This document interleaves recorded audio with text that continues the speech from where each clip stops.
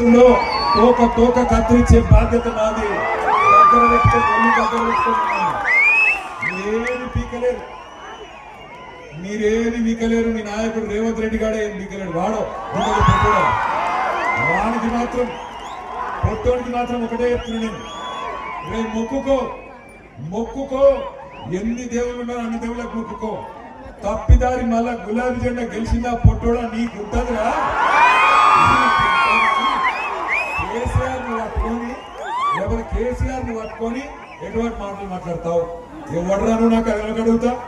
కేసీఆర్ తెలంగాణ తెచ్చిన్నాడు, ఎక్కడున్నాడు పొట్టోడు? సంచులు మోసుకుంటా చంద్రబాబు సంచులు మోసుకుంటా లేడు. సమైక్యవాదుల సంచులు మోసిన బ్రోకర్ నా కొడుకు ఇవాళ కేసీఆర్ తిడుతుండు.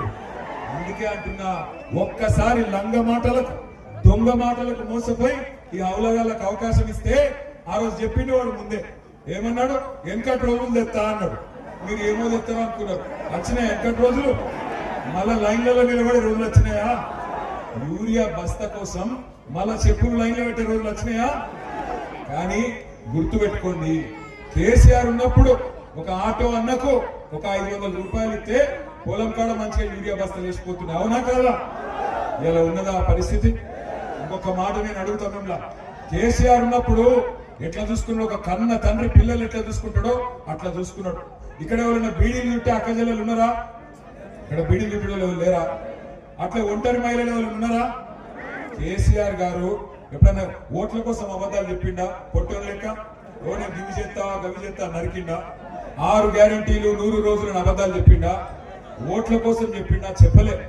కళ్యాణ లక్ష్మి చెప్పలే ఓట్ల కోసం, రైతు బంధు చెప్పలే, మేనిఫెస్టోలో కేసీఆర్ కిట్టు చెప్పలే, గొర్రెలు ఇస్తా అని చెప్పలే, ఒంటరి మహిళలకు పెన్షన్ ఇస్తా అని చెప్పలే, బీడీ కార్మికులకు పెన్షన్ ఇస్తా అని చెప్పలే.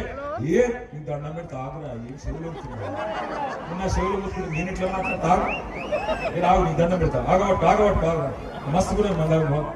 నేనేమంటున్నా అంటే, ఒక్క మాట కూడా అబద్ధం మాట చెప్పలే కేసీఆర్.